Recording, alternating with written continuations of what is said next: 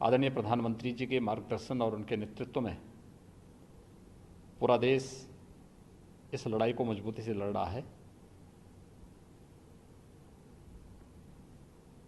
पहली वेव को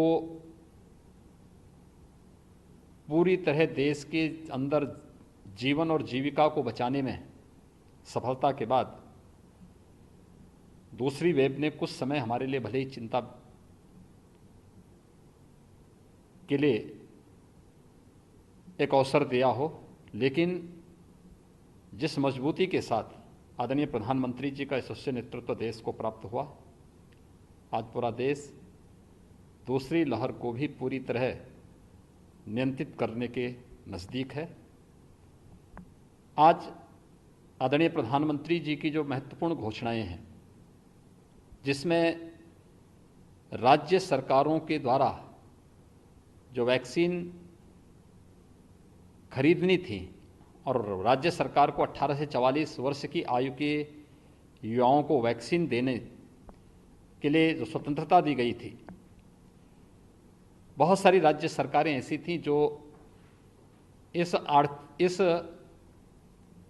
अर्थ को वहन करने में दिक्कत महसूस कर रही थीं। दूसरा, वैक्सीन की उपलब्धता भी एक संकट था। हम सब आभारी हैं आदरणीय प्रधानमंत्री जी के कि उन्होंने आज राज्यों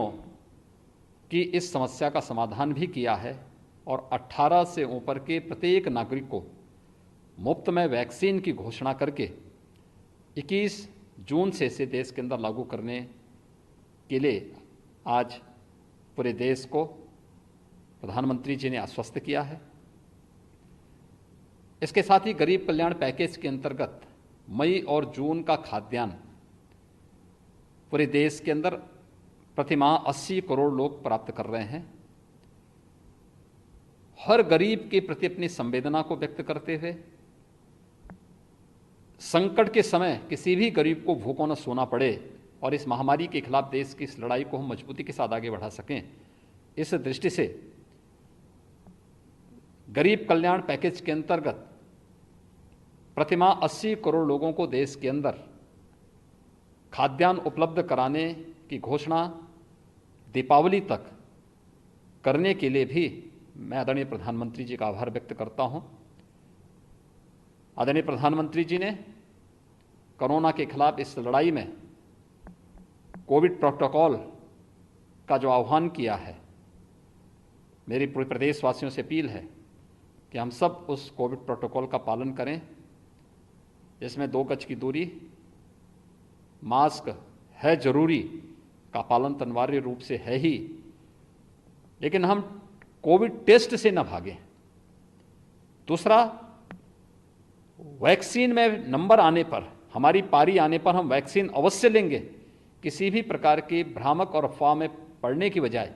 हम वैक्सीन लेकर के सुरक्षा कवच जरूर लें। मैं एक बार फिर से आदरणीय प्रधानमंत्री जी के देश के प्रति उत्कृष्ट नेतृत्व और संवेदनशीलता के लिए हृदय से आभार व्यक्त करता हूं।